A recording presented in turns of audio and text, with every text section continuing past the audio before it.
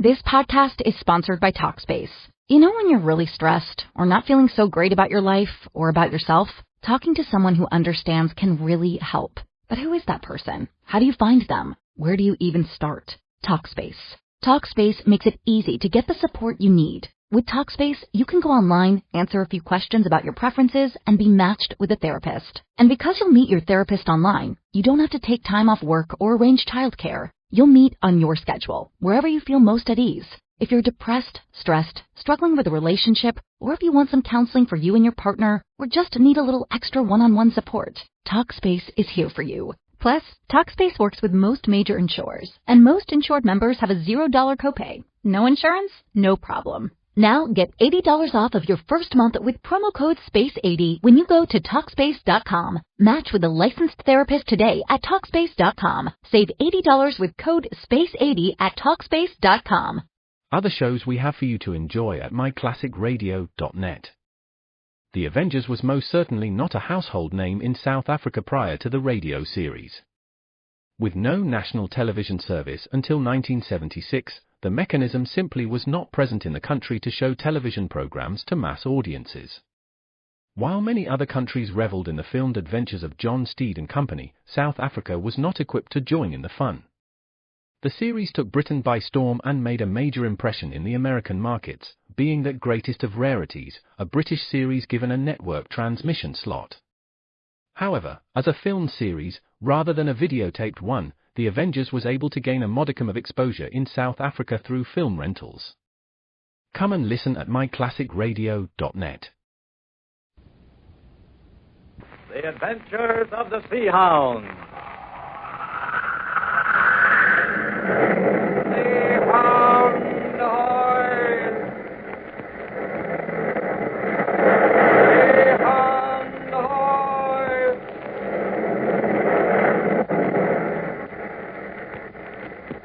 The Blue Network presents The Adventures of the Sea Hound with Captain Silver and Jerry.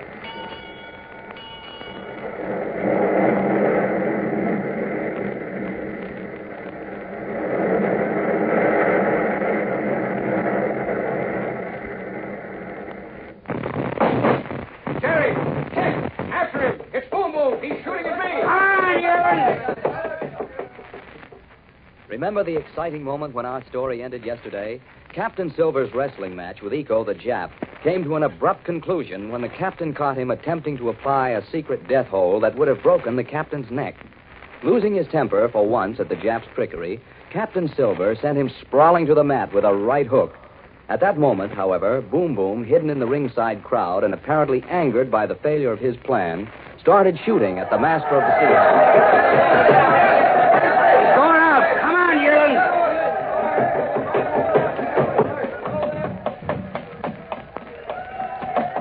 Which way did he go, Tex? Oh, doggone, I don't know. Turns that way, but I don't see him. Hey, there he is. He's in that doorway down there. Come on. There he goes. Watch out for that gun, yearling. He won't shoot here on the street. Where'd he go? He turned down here, down this alley. Come on.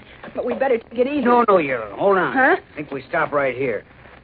I don't like the look of this place. Why not? Even if he wanted to use that gun, this is just the place to do it. Oh, yeah. But we can't let him get away, Tex. Now, we'll watch right here for a minute and see what happens. All right. Yeah. Looks like a dead end to me. Either he's going to ground down in here or he'll have to come out. And get over there in the shelter of this wall. Make a fine target for him with a streetlight shining in the back here. Come on, over here with me. Okay. Yeah, you can watch down there. We can peek around the edge of the building there, see? Gee, Tex, how do you suppose Boom Boom got here in Ekekay? Search me, son, I don't know. Sea's a big highway, though. Take you almost anywhere you want to go. But if he's here, the Phantom ship, the Flying Dutchman, can't be very far away. I don't know about that. This coast here in the northern part of Chile don't offer very many places to hide a ship as big as his. You see anything? No, not a thing. No, neither do. Uh-oh. What's the matter? Show's over. What? The show with the wrestlers. Crowd's coming out. Yeah, see? You see him down the street there. Oh, I guess Captain Silver's little performance stopped the show, all right. I wonder why Captain Silver took a punch at him. He probably started to wrestle dirty, that's why.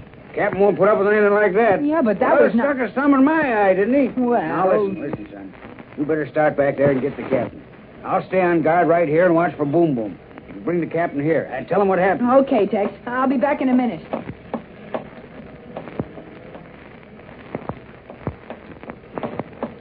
Captain Silver. Jerry, where is he? Which way did he go? This way, Captain Silver. He turned down a kind of a blind alley, and Tex didn't think we should follow him. Tex is watching it now. Well, come along. Hey, where's Senor Waldman? I don't know. Got lost in the crowd, I guess. What happened after we left? They stopped the show. Did you knock Eco out? For a minute or two. Then that barker got him up on his feet and hustled him out. We'll see him again. We've got to get Tex and start moving. Yeah, we ought to find Boom Boom. Why did you take a punch at Eco, Captain Silver? Because of something he did, Jerry. What? Remember that fellow Tex found floating in the water? Huh? Oh, you mean that fellow Berg? The one you said was tipping off Boom Boom about the ships leaving Ekekay? Yes, that's the one. I didn't tell you in Tex, but Berg died of a broken neck. Huh? A very queer kind of a break, too. The only possible way it can be made is with a secret death hold that snaps a man's neck like... Jiminy crickets. Eco knows it. Yes. And he tried to put it on me back there in the ring. That's why I knocked him down. Holy smokes. Jerry, who told you about that hold? And that Eco knew it? Well, the same fellow that told me everything else I know about Eco. That little Cockney Alf. He saw what Eco was trying to do. He wanted to stop you. He was going to jump up in the ring. Well, fortunately, I know that secret death hold, too, Jerry. A Hindu yogi taught it to my father, and my father taught it to me. When I realized what that fellow was trying to do, I lost my temper. I'd warned him.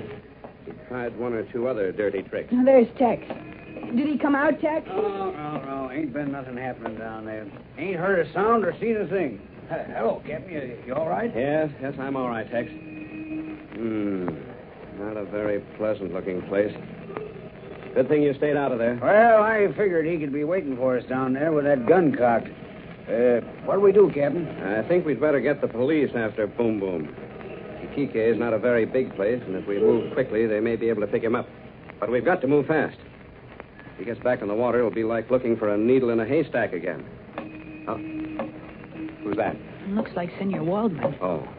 Oh, Captain Silver.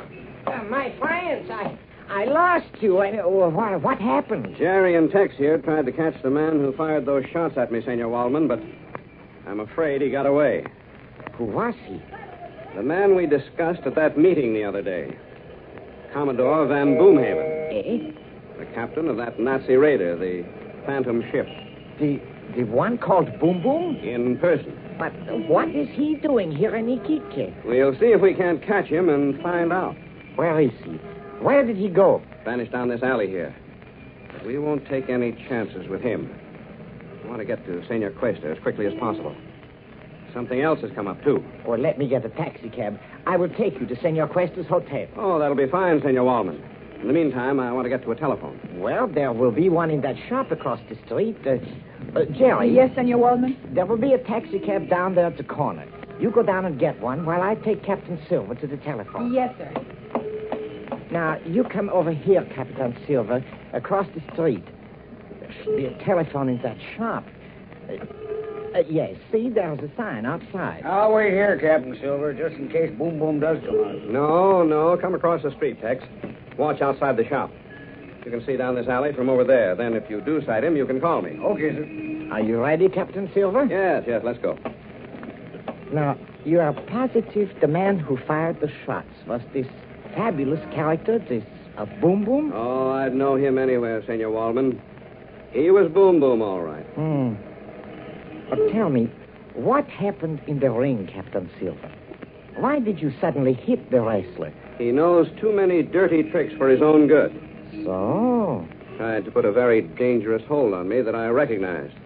Might have broken my neck. Oh, you don't say. But I understood what he was trying to do. That's why I knocked him down. Then Boom Boom fired at me. I was standing there alone in the center of the ring and probably made a good target. Oh, they have a telephone here. There it is in the back. Go in, Captain Silver. You wait here, Tex. I will, Captain. Can I help you, Captain Silver? Make your call, I mean? No, I know Senor Cuesta's number. Por favor, el teléfono, senor? Si, senor. Ah. Here we are. Captain Silver prepares to call Senor Cuesta, his Chilean friend, all unaware that Senor Waldman, hovering solicitously at his side, is hand in glove with Boom Boom in all his schemes. Waldman listens sharply as Captain Silver talks to Senor Cuesta. Hello, Senor Cuesta. Captain Silver. Are you at the hotel? Oh, fine. I'll be right over. And, listen. In the meantime, get in touch with the police. Boom Boom's in town. Yes, Boom Boom himself.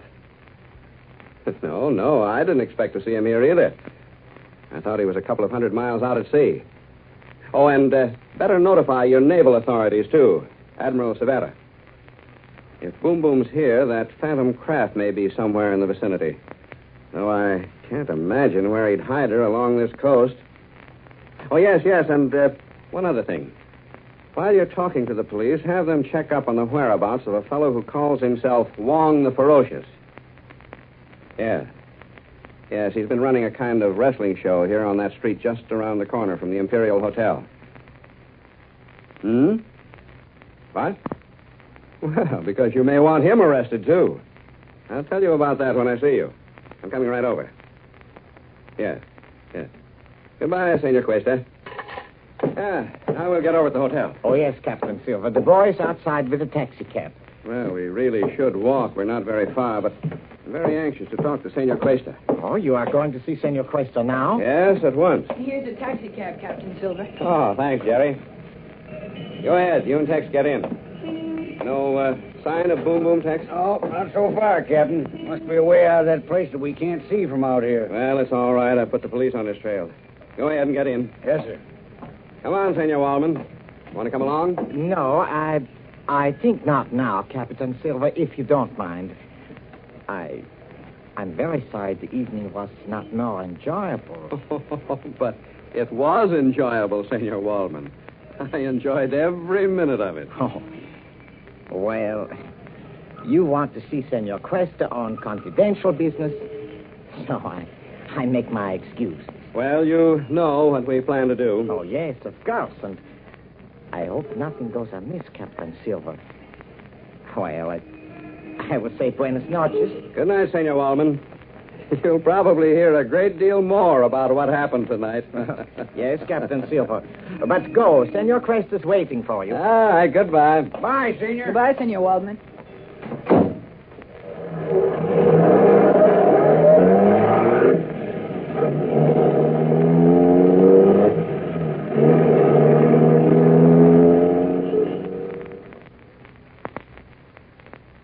Waldman stands there for a moment as Captain Silver's taxi rolls away.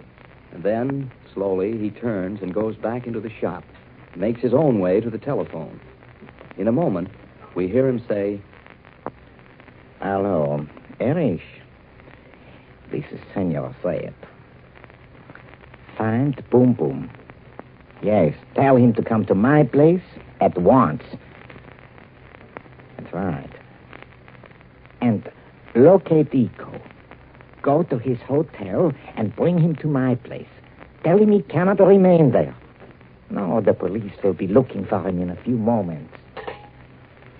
Waldman, alias Senor Zed, plans to prevent the capture of Boom Boom or Iko, the Japanese wrestler, by the police. Will his knowledge of all Captain Silver and the Chilean authorities mean to do frustrate the scheme they have for catching the Phantom ship? There's more excitement coming, so you'd better tune in tomorrow for the further adventures of the Sea Hound.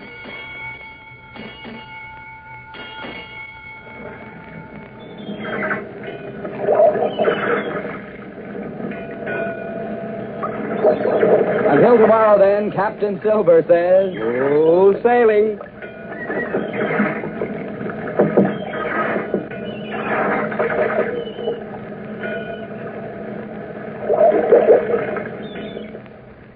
The Adventures of the Sea Hound are written by Frank Dahm. The director is Cyril Ambrister. The program comes to you from New York. Here is a message for all 17-year-old boys who are interested in aviation. The Navy is offering a special course of training to all qualified men of this age, and your diploma is a commission as a naval officer. The course starts with 8 months at college, which includes flight preparatory training. This is a regular college program for which full college credits are given, and it is not a pre-aeronautics program. There will be no actual flying until you have reached 18. All your expenses, and this includes food, lodging, uniforms, books, and college tuition, will be paid by the Navy. If you are a high school graduate or scheduled to graduate before March 1st of 1944, and if you're 17 years of age, write today to your nearest office of Naval Officer Procurement or Navy Recruiting Station. That's the first step towards becoming an all-round aviation expert. This is the Blue Network.